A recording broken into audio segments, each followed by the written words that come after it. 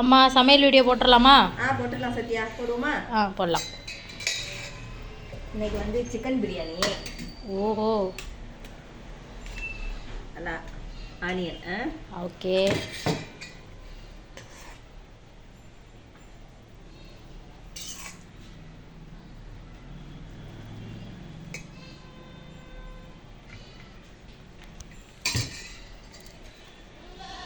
Okay. அப்புறம் வந்து கனவா மீன் வறுவல். இது உங்கள் ஊர் ஸ்பெஷல் இல்லைம்மா? ஆமாம், எங்கள் ஊர் ஸ்பெஷல் தான். அப்புறம் வந்து சைவமாக சாப்பிட்றவங்களுக்காக இது கொண்டைக்கடலை புளிக்குழம்பு.